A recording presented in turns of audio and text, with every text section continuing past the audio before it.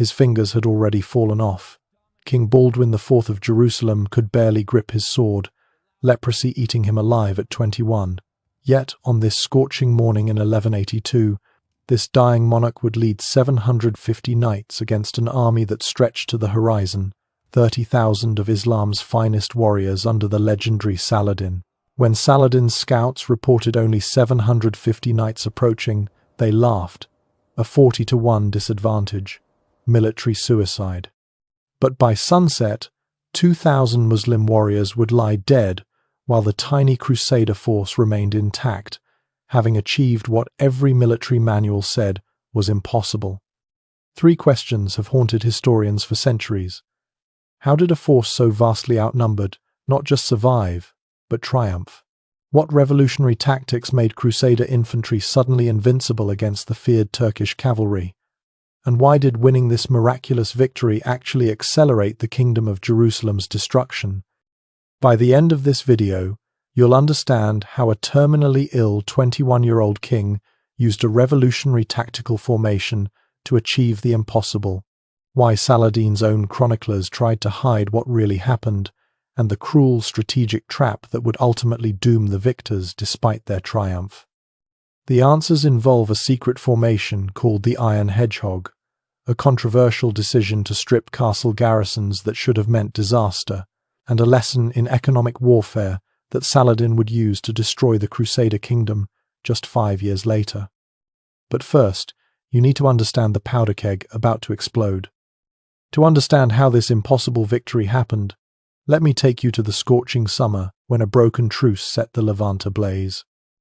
The year 1180 had brought exhausted peace to the Holy Land. A 2-year truce between the Christian kingdom of Jerusalem and Saladin's growing Ayyubid empire offered both sides time to regroup. Baldwin IV, the leper king, ruled from Jerusalem despite his ravaging disease. At just 19, he'd already proven himself a brilliant tactician, but his body was failing faster than his kingdom. Facing him stood Saladin, the merciful conqueror, who'd united Syria and Egypt under Islamic rule. Where previous Muslim leaders squabbled among themselves, Saladin brought unity, discipline, and purpose, the reconquest of Jerusalem. But here's what the chronicles don't tell you. The real catalyst for war wasn't religious fervor but pure greed. Renaud de Chatillon, the mad wolf of Kerak, controlled the vital trade routes between Damascus and Egypt from his fortress at Kerak. Despite the truce, he couldn't resist the glittering caravans passing below his walls. In late 1181, Renaud attacked a massive caravan traveling from Damascus to Mecca. Among the travelers was Saladin's own sister. The plunder was enormous, 200,000 dinars in goods. When Saladin demanded compensation and the return of captives, Renaud laughed. "Let your Muhammad come and save them," he supposedly replied. The insult shattered the fragile peace. Saladin called for jihad, summoning warriors from across his empire. By May 1182, an army of 30,000 gathered at Damascus. Regular cavalry, mounted archers, volunteer jihadi fighters, and professional Mamluks, slave soldiers who formed Islam's military elite. The Kingdom of Jerusalem faced catastrophe. Baldwin could muster perhaps 1,200 knights from his entire realm. Most defended isolated castles across a territory stretching from modern Lebanon to the Red Sea. The kingdom's strength was its fortresses, but that also meant its weakness. Defending everywhere meant being strong nowhere. Then something happened that shouldn't have been possible. Baldwin ordered the unthinkable. Strip the garrisons, leave minimum defenders in the castles, and concentrate every available man into one field army. It was either genius or suicide. As 30,000 warriors marched on 750 knights, the stage was set for annihilation. Saladin's host that emerged from Damascus defied comprehension. You have to understand what 30,000 men looks like.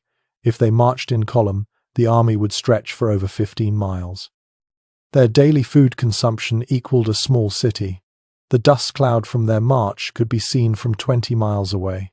The core of Saladin's army consisted of 12,000 mounted archers, Turks and Kurds, who could loose arrows at full gallop with devastating accuracy. Behind them came 8,000 regular cavalry armed with lances and swords. The remaining 10,000 included infantry, engineers with siege equipment, and irregular volunteers seeking paradise through jihad. The numbers are staggering. At peak battle, these archers could unleash 30,000 arrows per minute. Each warrior carried 2 bows and 60 arrows. The logistics alone represented one of medieval history's greatest military achievements. Against this oceanic force, Baldwin assembled his pitiful 750 knights and 4,000 infantry scraped from every garrison in the kingdom. But these weren't ordinary soldiers. Each knight represented years of training, wearing 80 pounds of armour that cost as much as a village. The infantry, though common soldiers, were veterans hardened by constant frontier warfare. Baldwin himself could barely stand. Witnesses described how attendants had to lift him onto his horse, his hands wrapped in silk to hide their decay, yet his mind remained sharp as the finest Damascus steel. Beside him rode Raymond III of Tripoli, the kingdom's most experienced commander, who'd urged caution against stripping the castles. Better to lose villages than the kingdom, he'd warned. But Baldwin had chosen his ground carefully. Belvoir Castle commanded the Jordan Valley from its hilltop perch, controlling the main route from Damascus to Jerusalem. Its limestone walls rose 500 feet above the surrounding plains. Saladin couldn't bypass it without exposing his supply lines. Then came the psychological warfare. Muslim raiders swept through the valley below Belvoir, systematically burning Christian villages. From the castle walls, Crusaders watched smoke pillars rise as their subjects' homes turned to ash. Each burning village meant lost tax revenue, fewer recruits, diminished supplies. Saladin was teaching a cruel lesson in economic warfare. The Muslim chroniclers tried to hide this part. Their own accounts gloss over the systematic destruction. But Crusader records preserve the horror. 60 villages reduced to charred earth in 3 days. Women and children fleeing to Belvoir's walls. The kingdom bleeding out through 1,000 small wounds. But Saladin had made a critical miscalculation. By concentrating on economic destruction, he'd given Baldwin time to execute his desperate plan. As Muslim cavalry torched villages, Crusader forces performed something unprecedented. Infantry and cavalry drilled together in a revolutionary formation that would change medieval warfare forever. Modern historians still can't explain how they developed it so quickly. The Iron Hedgehog, a name that appears in Latin chronicles as Ferius Ericius, represented a complete reimagining of how foot soldiers and mounted knights could work together. As dawn broke over Belvoir's limestone walls, 2 armies prepared for a clash that would rewrite the rules of medieval warfare. Dawn at Belvoir would birth a new kind of warfare. As first light painted the castle walls gold, Baldwin's tiny army descended from the heights in perfect formation. What Saladin's scouts saw defied every principle of Crusader tactics. Instead of knights charging ahead with infantry struggling behind, the entire force moved as one organism. The 750 knights formed the center and rear, while 4,000 infantry created an iron shell around them. But this was no simple defensive circle. The formation bristled with 14-foot pikes, crossbowmen filled gaps between spearmen, and knights waited like coiled springs, ready to countercharge through designated gaps. 12,000 arrows darkened the morning sky as Turkish mounted archers unleashed their first volleys. The standard tactic, shower the enemy with arrows while staying beyond reach, had shattered countless armies. But then physics took over. The Crusader formation raised shields in perfect unison, creating an overlapping shell. Arrows designed to pierce mail at 50 yards lost most of their power at the 200-yard range the mounted archers preferred. The ground literally shook as 8,000 Muslim cavalry prepared for the first probing charge. Their commander, Emir Muzaffar al-Din, had broken Christian armies from Spain to Syria. He watched for gaps, for panic, for the moment when discipline cracked. The first charge hit like thunder. 500 Mamluks in the vanguard, the finest heavy cavalry in Islam, smashed into the Crusader line at full gallop. This is where it gets genuinely insane. Instead of breaking, the infantry line bent backward like a bow, absorbing the impact. Pikes shattered, men screamed, horses reared, but the line held. Here's the detail that changes everything. As the Muslim cavalry pulled back to regroup, crossbow bolts erupted from the Crusader formation. At 50 yards, a crossbow bolt could punch through mail armor like paper. In 30 seconds, 80 Mamluk elite lay dead or dying. But Baldwin had collapsed mid-command. The disease that ate his body chose this moment to strike.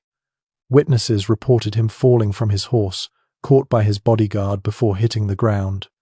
Yet even from a litter, the Leper King continued directing the battle. "Hold formation," he gasped. "Let them come to us." The pattern repeated, Muslim charges, the line bending but not breaking, devastating crossbow volleys as attackers withdrew. What happened in the next 30 seconds changed medieval warfare forever.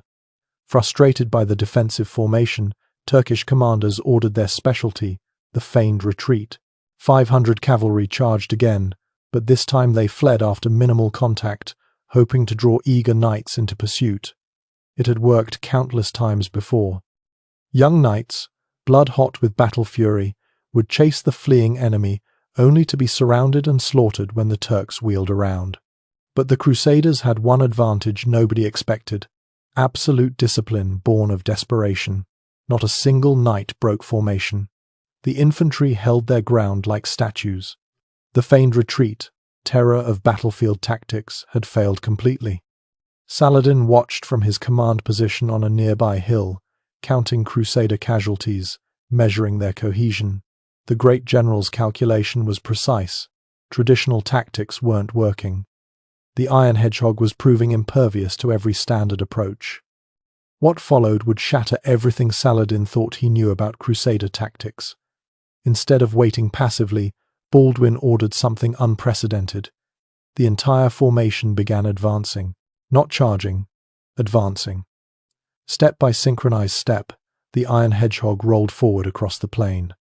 Imagine the sound of 4,750 men moving in perfect unison, the rhythmic crash of armored feet, the forest of pikes catching morning sunlight. The psychological impact was devastating. Muslim cavalry, trained for mobility and fluid combat, faced an advancing fortress of steel and determination. Then Saladin gave the order that would transform disciplined advance into chaotic hell. Full assault, all cavalry divisions. Saladin's command echoed across the Muslim lines. 8,000 horsemen thundered forward in the largest cavalry charge of the Third Crusade era. The ground shook with such violence that men inside Belvoir Castle later swore the walls trembled. The sensory overload was overwhelming. Dust clouds rising 100 feet, the scream of thousands of horses, the crash of steel on wood as lances met pike shafts. The Crusader line disappeared in a maelstrom of horses, dust, and violence. But then came the moment that would echo through centuries of military history. The Iron Hedgehog didn't just bend, it flexed like a living thing. As Muslim cavalry crashed into one section, that portion of the line would buckle backward, while adjacent sections swung inward like closing doors. The attacking cavalry found themselves not breaking through but being funneled into kill zones. Crossbow bolts flew from 3 directions into packed masses of horsemen. At point-blank range, the devastation was absolute. A Templar knight later wrote, "The Saracens fell like wheat before the scythe. Their magnificent cavalry, pride of Islam, died pressed against our pikes, unable to advance or retreat. In 20 minutes, 400 Muslim cavalry lay dead or dying. The mathematics were brutal. At this exchange rate, Saladin would lose his entire mounted force before breaking the formation. The attacking waves pulled back, leaving a carpet of dead horses and men. But Saladin wasn't retreating. He was learning. The next assault combined every Turkish tactical trick. 2,000 light cavalry attacked in waves, each group feigning retreat after minimal contact. They wheeled, charged from new angles, tried to draw out impetuous knights. Mounted archers galloped past at 30 yards, each rider loosing 6 arrows in as many seconds before wheeling away. What happened next defied all logic. The Crusader infantry began shooting back. Hidden among the pikemen were Genoese crossbowmen, Europe's finest. as Turkish cavalry swept past, thinking themselves safe at galloping speed. Crossbow bolts found gaps in their lighter armor. This single decision would determine whether Christianity survived in the East. Baldwin, despite barely remaining conscious, had distributed his missile troops throughout the formation rather than concentrating them.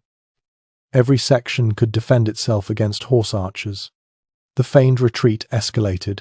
Groups of 5,100 cavalry would charge directly at one spot, break at the last second, wheel around, attempting to draw pursuit. The discipline required to resist was superhuman. Young knights, watching enemies flee, gripped their reins until their knuckles went white, but the formation held. Statistical shock. In this phase alone, Crusader crossbowmen expended 8,000 bolts. Each bolt represented a potential kill at close range. Muslim casualties mounted, while Crusader losses remained minimal. The Iron Hedgehog was bleeding Saladin's army white. But the real battle was just beginning. Frustrated by failed cavalry charges, Muslim commanders ordered their infantry forward, supported by dismounted knights. Now the battle transformed into grinding melee combat, the one thing the outnumbered Crusaders couldn't afford. Individual combat erupted along the line. A Hospitaller sergeant held his section with 3 arrows protruding from his mail. A Muslim emir died trying to break through to Baldwin's banner, cut down by anonymous spearmen. The Latin chronicles preserve names lost to history. Brother William, who held a gap alone for critical minutes. Sergeant Garcia, who killed 6 attackers before falling. But then the Crusaders played their hidden card. The Iron Hedgehog had one more secret. It could attack. At a horn signal, sections of the pike wall suddenly opened. Through these gaps poured mounted knights in wedge formations, smashing into disorganized Muslim infantry, still reeling from their failed assault. The countercharge was perfectly timed. Muslim foot soldiers, pressed against the pike wall, couldn't form ranks against the sudden cavalry assault. Knights carved bloody paths through packed enemies before wheeling back through the same gaps they'd exited. The formation sealed behind them like water. 400 more Muslim dead in 5 minutes. But Saladin had seen this before. At Montgizar, in 1177, young Baldwin had used similar tactics. The Sultan prepared his response. In the next 60 seconds, medieval warfare would change forever. Every archer, maximum rate. Saladin's command unleashed hell. 12,000 mounted archers began circling the Crusader formation at varying distances, each man loosing arrows as fast as he could nock them. 30,000 arrows per minute, a literal steel rain that turned the sky dark. The Crusader shield wall transformed into a turtle shell, each man covering himself and his neighbor. Arrows struck with such density that shields resembled porcupines. But mathematics was about to meet medieval courage. Even with shields raised, gaps existed, necks, legs, sword arms. Men began falling. A wounded knight later described the experience. The arrows fell like hail in a storm. You couldn't see the sun. Men prayed aloud, thinking the last day had come. My shield carried 18 shafts when the storm ended. But the Crusaders had prepared for this too.